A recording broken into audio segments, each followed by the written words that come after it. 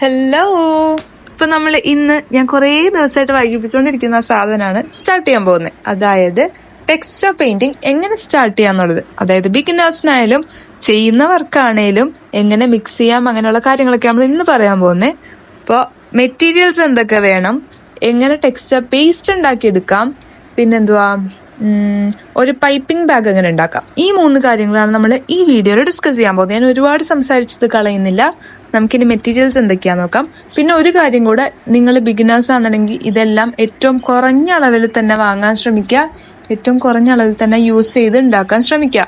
കാരണം ആദ്യം തന്നെ ചെയ്ത് കുറേ ഉണ്ടാക്കി വേസ്റ്റ് ആക്കി കളയുന്നതിനേക്കാൾ ഏറ്റവും ബെറ്റർ അതായിരിക്കും. അപ്പൊ ഞാൻ ഇതിൻ്റെ അകത്ത് എടുത്തേക്കുന്നത് ഫെവിക്കോൾ വേണം നമുക്ക്, പിന്നെ വോൾ പുട്ടി, അതിന്റെ പൗഡർ ആയിട്ടും കിട്ടും, അത് യൂസ് ചെയ്യാം. അതെങ്ങനെയാ മിക്സ് ചെയ്യേണ്ടതെന്ന് അറിയില്ല എന്നുണ്ടെങ്കിൽ എനിക്കൊന്ന് താഴെ കമന്റ് ചെയ്യാം, ഞാനത് ഷോർട്സ് ആയിട്ടോ എന്തെങ്കിലും ആയിട്ട് പോസ്റ്റ് ചെയ്യാം. പിന്നെ വൈറ്റ് പെയിന്റ് വേണം. പിന്നെ ഇതൊക്കെ നമുക്ക് പേസ്റ്റ് ആക്കണ്ടേ, അതിന് വേണ്ടിയിട്ടൊരു ബൗള്, പേസ്റ്റ് ആക്കാൻ വേണ്ടിയിട്ട് കയ്യിലൊരു പഴയ സ്പൂൺ എന്തെങ്കിലും ഇരിക്കുന്നുണ്ടെങ്കിൽ അത്, ഇല്ലെങ്കിൽ ഐസ്ക്രീം സ്റ്റിക്ക് ആണെങ്കിൽ അത്. ഞാനിവിടെ എടുത്തേക്കുന്നത് പാലറ്റ് നൈഫാണ്, അതുണ്ടെങ്കിൽ അതെടുക്കാം. പിന്നെ ഗോൾഡ് ഫോയിൽ എല്ലാവരുടെയും കയ്യിൽ ഉണ്ടാവണമെന്ന് നിർബന്ധമില്ല, ഉണ്ടെങ്കിൽ എടുക്കുക, ഇല്ലാന്നുണ്ടെങ്കിൽ ഈ ഒരു ഗോൾഡ് പെയിന്റ് യൂസ് ചെയ്യാം. പിന്നെ നമുക്ക് സാൻഡ് പേപ്പർ വേണം, ഏറ്റവും അവസാനം ആവശ്യം. ചിലപ്പോൾ വരും, ഇല്ലേലും കുഴപ്പമില്ല, ഇല്ലാന്ന് വെച്ചാൽ കുഴപ്പമൊന്നുമില്ല. കാരണം നമ്മൾ ഈ ഒരു പെയിന്റിങ് ബ്രഷ് കയ്യിലുണ്ടായാലും മതി. ഷേപ്പ് ചെയ്തെടുക്കുക, കറക്റ്റായിട്ട് ഷേപ്പ് ചെയ്തെടുക്കാന്നുണ്ടെങ്കിൽ പിന്നെ അവസാനം സാൻഡ് പേപ്പറിന്റെ ആവശ്യം വരില്ല. ഇതൊക്കെയാണ് നമുക്ക് ഏറ്റവും ബേസിക് ആയിട്ട് ഒരു ടെക്സ്ചർ പെയിന്റിങ് ചെയ്യാൻ ആവശ്യമായിട്ടുള്ള മെറ്റീരിയൽസ്. പിന്നെ നമുക്ക് ബേസും വേണമല്ലോ, അത് പറയാൻ ഞാൻ മറന്നുപോയി. ഇവിടെ ഞാൻ എടുത്തേക്കുന്ന ഒരു പാർട്ടിക്കിൾ വുഡാണ്. ഇവിടെ ഒരു വേസ്റ്റ് ആയിട്ട് കിടക്കുന്നുണ്ടായി, ഞാൻ അതുകൊണ്ട് അതെടുത്തു. നിങ്ങൾക്ക് ചെറിയ ക്യാൻവാസ് വാങ്ങാൻ കിട്ടും, അത് വാങ്ങാം. ഇല്ലെങ്കിൽ കാർഡ്ബോർഡ് കിട്ടും, ഇല്ലെങ്കിൽ പ്ലൈവുഡിന്റെ പീസസോ വുഡിന്റെ അങ്ങനെ എന്തെങ്കിലും കിട്ടി അതിനകത്ത് ചെയ്ത് നമുക്ക് പ്രാക്ടീസ് ചെയ്ത് പഠിച്ചെടുത്താൽ പിന്നെ നമുക്ക് വലിയ വലിയ ക്യാൻവാസോ ഇതുപോലെ പാർട്ടിക്കിൾ വുഡൊക്കെ എടുത്ത് ചെയ്യാവുന്നതാണ്. ആദ്യം നമുക്ക് പഠിച്ചെടുക്കാം. ഇവിടെ ഞാൻ ആദ്യം വോൾ പുട്ടി മിക്സ് ഇടാൻ പോവാണ്. ഞാൻ ഇതിൻ്റെ അകത്തുനിന്ന് 6 പാലറ്റ് നൈഫിൽ ഞാൻ 6 പ്രാവശ്യം ഇങ്ങനെ എടുത്തു. നിങ്ങളിപ്പോൾ സ്പൂൺ വെച്ചാന്നുണ്ടെങ്കിൽ അതിന്ന് 2 പ്രാവശ്യമോ 3 പ്രാവശ്യം നിങ്ങൾ എന്തോരം ആവശ്യമുണ്ടോ അതിനനുസരിച്ച് എടുക്കുക. അത് ഞാൻ തുറക്കാൻ വേണ്ടി കുറേ കഷ്ടപ്പെട്ടു. ഞാൻ അപ്പുറത്ത് പോയി സ്ക്രൂ ഡ്രൈവർ എടുത്തു വന്നു. അത് സ്ക്രൂ ഡ്രൈവറാണോ ടെസ്റ്ററാണോ പഠിച്ചോന്നറിയാം, ആ സാധനം വെച്ച് എങ്ങനെയൊക്കെയോ കുത്തി തുറന്നു.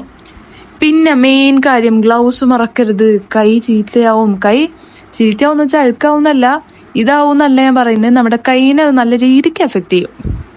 ഡ്രൈ ഔട്ട് ആക്കുമ്പോൾ അലർജി ഉള്ളവരാണെങ്കിൽ ഡബിൾ പണി കിട്ടും. ഗ്ലൗസ് എന്തായാലും യൂസ് ചെയ്യുക. പിന്നെ ഞാൻ പറഞ്ഞ പോലെ ഇത് ഞാൻ 6 പാർട്സ് എടുത്തിട്ടുണ്ട്, നിങ്ങൾ നിങ്ങളുടെ ഇതനുസരിച്ച് എടുക്കുക. പിന്നെ നമുക്ക് ഗ്ലൂ നേരെ പകുതിയാണ് ഞാൻ ഗ്ലൂ എടുത്തേക്കുന്നത്, 2ഓ 3ഓ ഏതാണേലും സീനില്ല. ഞാൻ എടുത്തേക്കുന്നത് 3 പാർട്സ് ആണ്. പിന്നെ വൈറ്റ് പെയിന്റ്, അതിപ്പോൾ നമുക്ക് എന്തോരം കളർ വേണം, നല്ല കളർ വേണമെങ്കിൽ ഓൾറെഡി ഇതിനൊരു വൈറ്റ് ഷെയ്ഡ് ഉണ്ടാകും. അത് കൂടാതെ നല്ല കളർ വേണമെന്നുണ്ടെങ്കിൽ വൈറ്റ് കൂടുതൽ ആഡ് ചെയ്യുക, അല്ലെങ്കിൽ നമുക്ക് വൈറ്റ് ആ ഒരു ബാലൻസ് ഔട്ട് ചെയ്യാൻ വേണ്ടി കുറച്ച് ആഡ് ചെയ്യാം. പിന്നെ ഈ ഗ്ലൂവിന്റെ ബോട്ടിൽ തുറക്കാൻ വേണ്ടി ഞാൻ പെട്ടപ്പാട് അവസാനം ഞാൻ ഗ്ലൗസ് ഊരി.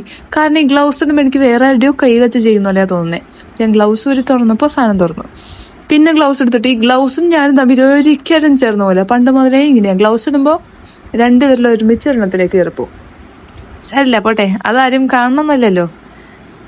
നമ്മൾ എന്നിട്ട് മിക്സ് ചെയ്ത് നല്ല രീതിക്ക് മിക്സ് ചെയ്യണം.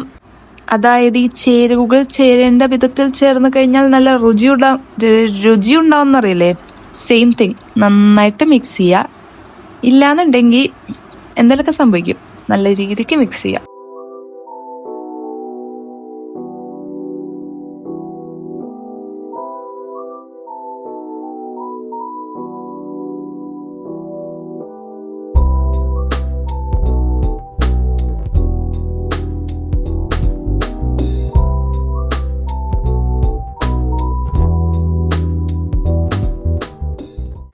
ഇനി നമ്മൾ ഉണ്ടാക്കാൻ പോകുന്നതാണ് പൈപ്പിംഗ് ബാഗ്. ഇപ്പൊ നമ്മൾ മെറ്റീരിയൽസ് എന്തൊക്കെയാന്ന് നോക്കി, ടെക്സ്ചർ പേസ്റ്റ് എങ്ങനെ ഉണ്ടാക്കാൻ നോക്കി. ഇനി ആ ഒരു പാലറ്റ് നൈഫ് വെച്ചാണ് ഞാൻ ചെയ്യാറ്.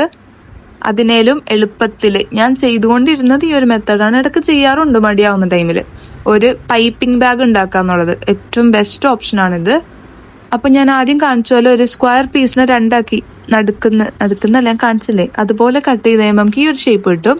എന്നിട്ട് നമ്മൾ മൈലാഞ്ചി ഉണ്ടാക്കാൻ വേണ്ടി കോൺ ഉണ്ടാക്കില്ലേ, സെയിം മെത്തേഡ് മടക്കി ഉണ്ടാക്കുക. വേറെ മെത്തേഡ് ഞാൻ കുറേ ട്രൈ ചെയ്തിട്ടുണ്ട്, പക്ഷേ ഈ ഒരു മെത്തേഡാണ് ഏറ്റവും ബെസ്റ്റ് ആയിട്ട് വർക്ക് ചെയ്യുക. കാരണം നമുക്ക് ഈ ടെക്സ്ചർ പേസ്റ്റ് പുറത്തേക്ക് ഇതാക്കുമ്പോൾ ഒരുവിധം നല്ല ഫോഴ്സ് കൊടുക്കേണ്ടി വരും. അപ്പോൾ അങ്ങനെ ഞെക്കുന്ന ടൈമിൽ പൊട്ടാൻ ചാൻസ് ഉണ്ട്. അതുകൊണ്ടാണ് ഈ ഒരു ഫോൾഡിങ് ഞാൻ പറയുന്നത്. നമ്മുടെ വീട്ടിലുള്ള ഏത് പ്ലാസ്റ്റിക് കവർ എടുത്താലും കുഴപ്പമില്ല, കുറച്ചൊന്ന് കട്ടി ഉണ്ടാവാൻ നോക്കുക. ഓക്കെ. പിന്നെ അതിലേക്ക് നമ്മുടെ ടെക്സ്ചർ പേസ്റ്റ് ഇട്ട് കൊടുക്കുക. അടിയിൽ നമുക്ക് ആവശ്യമുള്ള എത്ര തിക്നെസ്സിലാണോ വേണ്ടത് ആ രീതിയിൽ കട്ട് ചെയ്ത് ഇട്ട് കഴിഞ്ഞാൽ സെറ്റപ്പായിട്ട് സാധനം വരും. ടെക്സ്ചർ പേസ്റ്റ് ഉണ്ടാക്കുമ്പോൾ ശ്രദ്ധിക്കുക നന്നായിട്ട് മിക്സ് ചെയ്തിട്ടുണ്ടാവണം. ഓക്കെ. അപ്പം ഇതാണ് നമ്മുടെ പൈപ്പിംഗ് ബാഗ്. 3 കാര്യങ്ങൾ കംപ്ലീറ്റ് ആയല്ലോ. ബാക്കി വരാൻ പോകുന്നതാണ് ഞാനിപ്പോൾ ഈ ഹൈലൈറ്റ്സ് ആയിട്ട് കാണിക്കുന്ന സാധനം. ഇതെങ്ങനെ ചെയ്യാന്നുള്ളത് കൊണ്ട് ഞാൻ 2 ദിവസത്തിനുള്ളിൽ വരുന്നതായിരിക്കും. എല്ലാവരും കാത്തിരിക്കുക. ബൈ.